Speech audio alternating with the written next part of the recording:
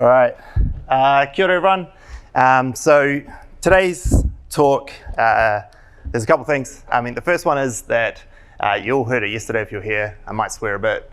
That's on you if you want to leave. Two, we make content, right? So one of the lessons I want to give is a content model called the hero's journey. Put your hand up if you heard of the concept, the hero's journey. Yeah, cool, a few people there, cool. So the hero's journey model is a way of telling stories. And it works extremely well when you're trying to put out stories for content on LinkedIn or YouTube or whatever it might be. So you're going to see this presentation done that way, and it's a way of you telling your stories better so you can start making content tomorrow. So let's get into it. All right, status quo. So back in 2019, my partner Claire here and I decided to give up our cushy lives running hotels and doing event management in Melbourne in our high-rise apartment and move back to New Zealand. We're like, most typical business owners, we'd run these corporate lives, we'd done all this corporate work, and we decided, you know what, I can go make all this money for myself, let's go do something. The thing is that we didn't know what we were going to do. We had no idea what this business was going to be. I just had watched too much Gary Vee, and I thought, you know what, I can go off and take over the whole world. So we moved back to New Zealand to live with family, and we had a little bit of a safety net there. We had roughly about 2 years of running costs for ourselves to just figure this thing out.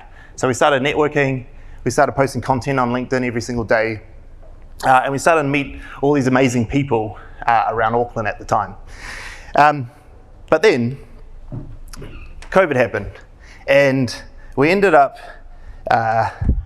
we came from hotels, right? So I don't know how many of you know, but hotels got hit real hard at the beginning of COVID because everyone's like, well, we can't travel, we can't go anywhere, we don't know what to do. In hindsight, we realized that all the hotel owners made a bucket load of money because the government's paid them heaps of money. But anyway, we didn't know that at the time, and I was freaking out. And so all our sort of freedoms for us that we thought we had, because we had just gone, you know what, we're going to take over the world, Gary Vee's behind us, like we're going to smash everything, and now we can't do anything. And we'd locked inside, and we just had no idea what we were going to do, but we had to do something. But there was a refusal from me, which was that I had been running 1,000,000 miles an hour for my whole career running hotels, and I was constantly trying to push. For 6 months getting to New Zealand, I was having 5 coffees every day with random people. I was going to a networking event every night, and I did that 6 days a week, and I did it for 6 months, and then I got locked in to a house that wasn't mine because we didn't have a house at the time because we just moved back, and we ended up living with friends. And this picture here, I don't know how many of you are gamers, but that's Assassin's Creed, and that's what I started doing. I started playing Xbox. I slipped into what I now know post as like 2 weeks of pretty bad depression. I had told Claire that, look, we're gonna go take over the world. I've been watching this guy, his name's Gary, like I know what to do. We're gonna go smash it and make this massive business. Go quit your job, get rid of this big fancy apartment that we have, and leave Melbourne and go to Auckland, because that's a great idea. And I just told her that and made her do this thing, and then we got thrown in and locked into this little 3-bedroom house in Hillsborough that wasn't ours, living with some friends, and I didn't know what to do. And so I just went in my shell and I just played Xbox, and I just slashed people up on Assassin's Creed and took all my anger out on that. But a mentor came along, and that mentor was Claire. And I didn't realize that I had Claire. She was my secret weapon. And I had lots of people who taught me stuff, but Claire had a really special piece to play and help me push forward in the story, is that she understood straight away what I needed. She saw that I was depressed. She hadn't seen that before, but she recognized it immediately. And when I was playing Assassin's Creed all day, she cooked me food, she let me be, she said, just go do what you gotta do. It's fine, I've got this. Just go look after yourself, don't worry about it. And we're staying in this house with our friends Ishan and Jessica. So there's 4 of us in this house. We're all trying to work something, and they had 3 bedrooms. We had 1 to sleep in, 1 for them to sleep in, and they gave me their spare bedroom. And they said, go play Assassin's Creed, get out of the lounge, we'll all work from the lounge, you just go take care of yourself. And so by having that space for that 2 weeks, I was able to just get over myself, right? I was able to figure out my stuff. I was able to push through this depression that I had of like, holy crap, my whole world's falling apart. And I was able to start networking again. I was able to jump on LinkedIn, put out content again. I started this networking group called the Ninja Network for Maori and Pacific business owners, because I needed a support group myself. And so I lent on the community that I had, and I looked at them, and we started these little communities, and we built all this sort of conversation that was happening over COVID. I ended up doing I think when I don't know how many of you ever looked at your stats on Zoom of how many hours you spent on it, but over that 6-week lockdown period, I'd spent 2 weeks of that 6-week period logged in on a Zoom call. That's how many calls I was doing, just constantly trying to pull myself out. And remember, I spent 2 weeks playing Assassin's Creed. So it was just all day, every day, talking to random people whenever I could on Zoom. And slowly but surely, I was able to pull myself out of this depression. I was able to pull myself out, and people started to say to me, Stan, can you help us with LinkedIn? Can you help us with all that stuff that you've been doing? Because we can't get out and meet the market, so we need to find them another way. So I want to do all that stuff that you're doing on LinkedIn. I want to be able to put out content. I want to be able to network and blah, blah, blah. And I was like, I don't really want to be a coach. I don't really want to do that, but I built up this little freelance team. We can do it for you. We'll execute for you. Because I had this idea that, and we still think about it today, that we don't want to sell knowledge, but we'd want to sell execution. And so that was our thing. So I started getting some clients, and we started bit by bit building the business back. We got out of lockdown, as we all knew, and we started to build the business. So we got to this point of no return where I was all in now. The Attention Seeker was born. I had some staff. I hired some people. I had people counting on me so they could pay their mortgage. And it just started bit by bit, client by client, building a real business. And we started to realize that actually, there's something going on here. People are actually wanting the thing that we do, and it's just not some fly-by-night scam that we made up while we were on lockdown. We actually got a legitimate business going on. And so we had our Rocky montage, right? We had our moment in the sun where we were growing, we were hiring people from early 2021 to early 2022. We went from 4 people to 12. We took on an office in Commercial Bay in Auckland, which if you don't know, because you're not from there, it's this real big fancy building, so we look really cool, and this real big high-rise down on the waterfront. Probably paid way too much for our rent, but it is what it is. But we had all these other challenges, right? We're growing, communication challenges, we had different personalities, we had all these different clients that had different expectations, but we were growing, it was cool, it was fun. It was all the stuff that we were learning, we were becoming better and better, we're getting videography capability into the team. We hired Joni last year, which then we started to do the TikTok stuff. We built that out. We started going with these views. Things were going really well. We were having our moment in the sun, and things were really good. And I couldn't really complain. It was a real far cry from the depressed kid playing Assassin's Creed in his mate's spare bedroom, and we're feeling really good about ourselves. But as you know, with most movies, after the Rocky montage, stuff starts to turn. And so the first bit in perseverance was that we decided to take on the studio build. So we decided we rented out a 328 square meter warehouse. It was a dump. This place in Greyland, Ponsonby, and we decided to build our own content studio. So we'd get out of that fancy place that we had in Commercial Bay, and we'd go fit out our dream studio. But it was pretty tough. For 16 hours a day, every day, maybe more sometimes, Claire was, and this was Claire, not me. She was tradie Claire. She was plastering, sanding, painting, doing all the fit out, doing all this work alongside the builders to build the studio. I would spend 10 or 12 hours in the day working the agency, working with the team, trying to build the business. And then I'd spend any remainder of that day jumping in with Claire and helping her, which really all I did was get in the way. These hands are made for typing on keyboards, not for sanding. And so I just got in the way. And Claire, and she'll tell you, I did bugger all, but I was pretty good with a sweep, a mop, and well, not really good with a mop, am I? But I was good with sweeping stuff in a vacuum, let's be honest. And so I did that at night, but that was tough. It was real hard slag. We moved in February, we got the keys, and then by about August, it all sort of came to a head. So we still hadn't quite finished everything. The studio was still going, the doors were late. I don't know how many of you try to build stuff in 2022 or 2021, but building supplies were terrible to get your hands on. Trying to get doors, jib, anything like that was extremely hard.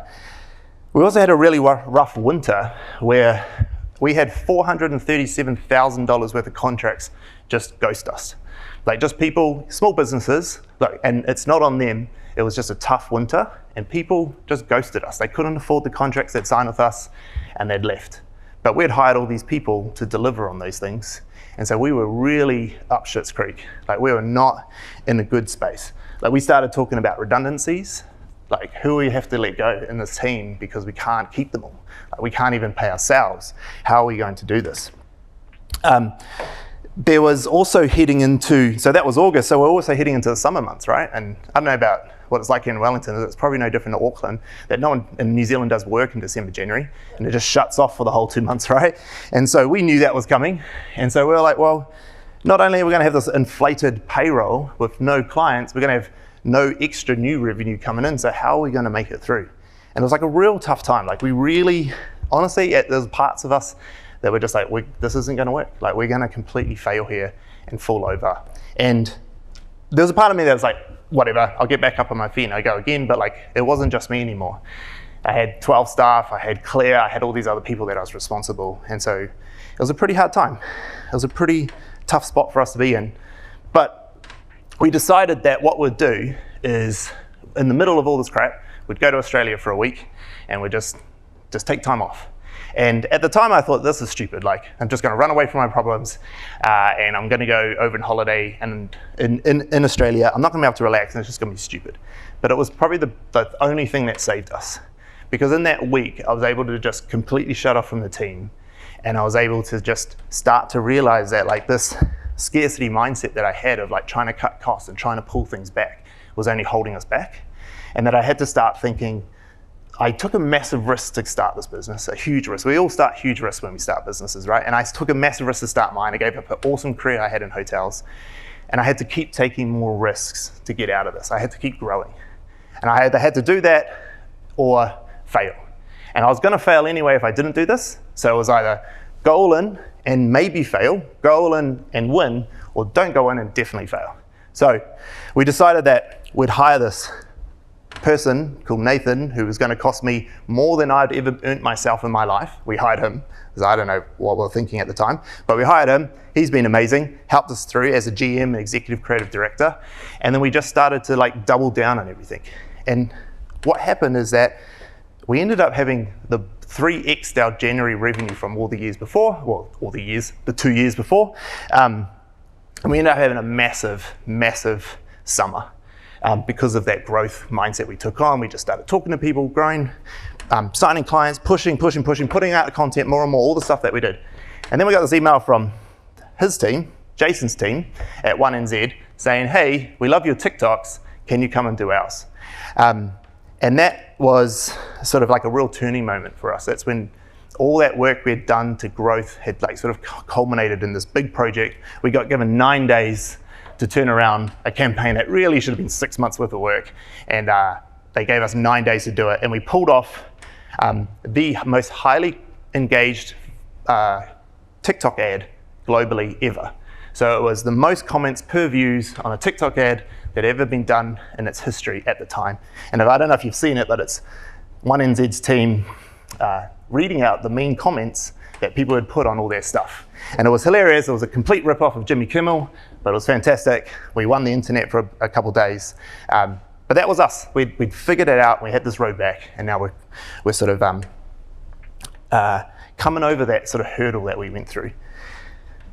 But with all great movies, there's a bit at the end where the bad guy gets back up, and our bad guy at the end was staff problems. And not staff problems because our team were bad, but we needed more of them. We needed to hire more, we needed to grow faster. We'd attracted all this work from all this growth mindset we'd put in place, and now we were struggling to keep up with it and struggling to stay afloat. So we're currently 16 of us, and that's most of us there in that photo there. We're trying to, like, when I get back next week, we've got group interviews, we've got 10 more people we need to hire, and we got those pains now. Like, now we've got to try to keep up the growth. And as you all know, like, sometimes growth is just as bad, right? It can be just as derailing. So we've got other problems that we have to deal with now, which is that. But I think all in all, we've returned with a pretty good elixir, which is that we took a big risk getting into business to start with. We took a huge risk. We quit our awesome careers. We took a big gamble on doing what we did, Claire and I. And instead of taking that same mindset of like, we take all these risks and then we start protecting what we have, and then that then starts to be the thing that causes our downfall, that we realize that we've got to continue to take big risks. That the only real way that if we're going to be able to grow this into what we want, which is, that's the guys putting me on the New York Times Square billboard.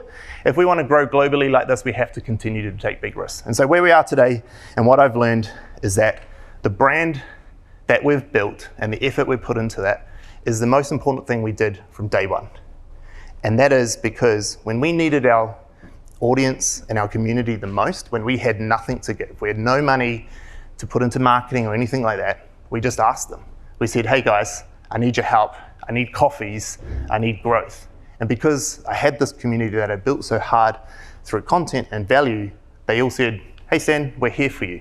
And at that biggest moment where I was at my lowest, I put a post out saying that, and for the next 6 weeks, I had a full calendar of 20 coffees a week, every single week for 6 weeks straight.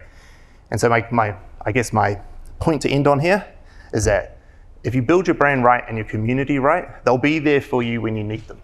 And that when you're struggling at your worst and you've got nothing else to give and you need to grow and you've got no money left, they'll be there. They'll put their hand up and they'll say, hey man, I'll give you a hand. Here I am. What do you need from me?